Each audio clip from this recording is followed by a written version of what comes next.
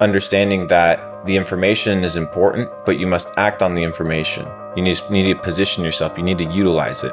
There's a lot of information out there as to how to succeed or how to do well or how to get to the next level. But it's extremely important to not only understand the information, but understand how to position yourself. For example, what is a positioning arbitrage? Let's say you're Chinese, right? Positioning arbitrage, you get a better communication relationship with the supply chain, with the suppliers, right? So you have a positioning arbitrage, not just an information arbitrage because of language, but also a geographic arbitrage. So what do? Instead of going out and figuring out how I can get a third-party logistics company to work with me through AliExpress, I literally just go find and pay somebody who's already positioned and has the information in China to be my personal middleman. So now I have a right-hand woman literally going to Shanghai ports and telling me what are the hottest products that are being shipped in and out of the country.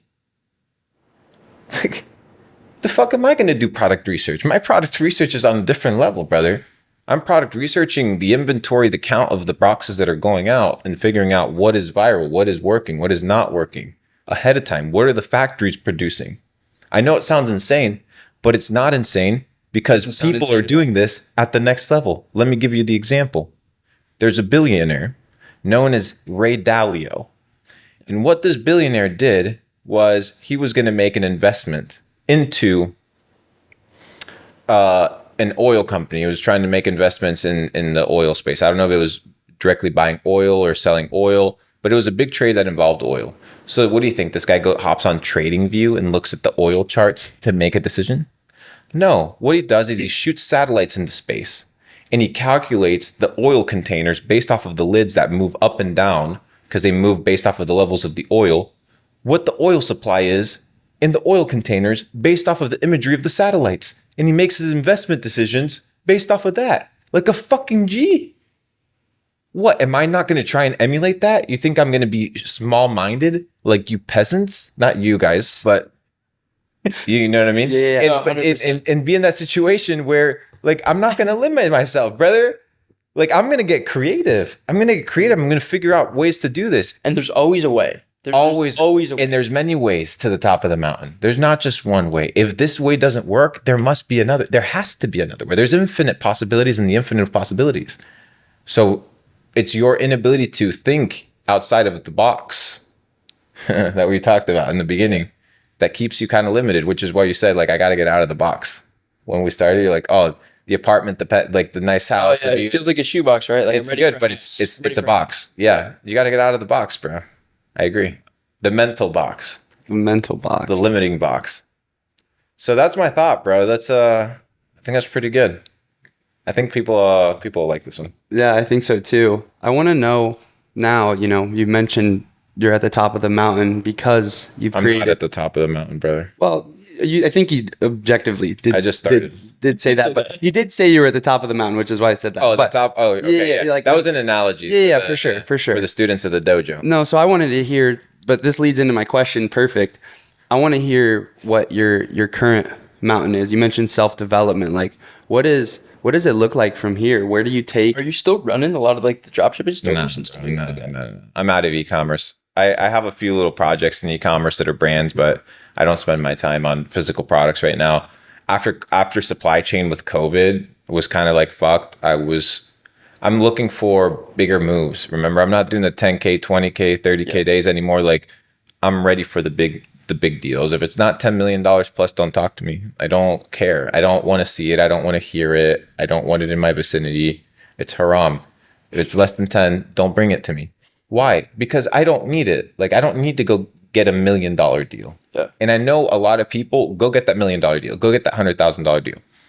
But for you, maybe going and getting that $500 deal is not worth your time. Don't go do it. Right? So somebody hit me up today, like, oh, I'm going to give you 10. I want to give you 10 grand to be on my podcast. I'm like, you can't buy my time. What the fuck you mean? Like 10? No, bro. No, my time's worth more. So it's kind of having that limitation, that perspective that people evaluate their hour and they don't consider what it's worth.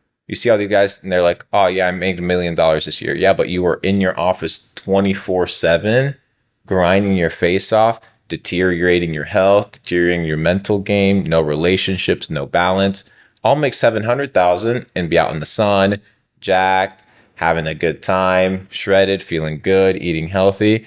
It's what you want in life. And it's kind of finding that balance. And I'm not saying that you can't do it with a lot of money or not. What I'm conveying is the more responsibilities that you take on, the harder it becomes for you to develop the balanced lifestyle. And if you don't do it at the basic level, what makes you think that you're going to do it later? Like if you can't control your eating habits now, how are you going to control your eating habits when you're worth millions and millions of dollars and you can get whatever the fuck you want, whenever the fuck you want? You're going to end up looking like the guy from the Bank of International Settlements that's trying to push that CBDC that looks like a fat fuck. Yeah. Right? So no offense, but that's the truth. So in my opinion, people just got to wake the fuck up, brother. It's a new season.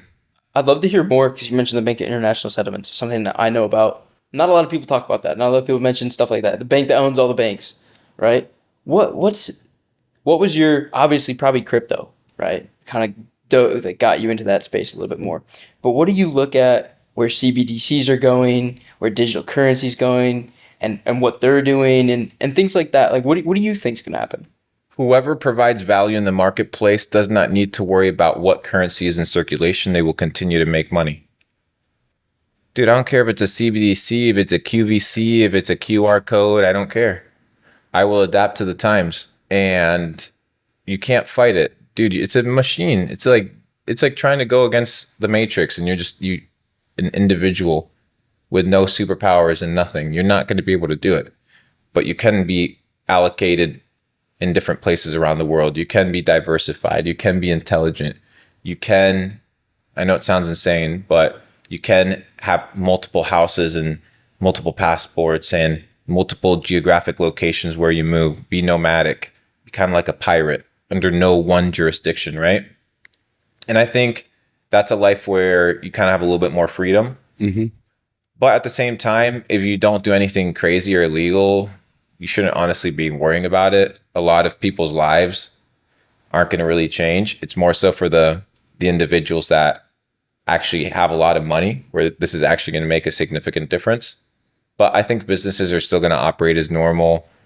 This idea of having AI kind of take over the world, I don't see it in the foreseeable future in our lifetime. I don't see it in our lifetime.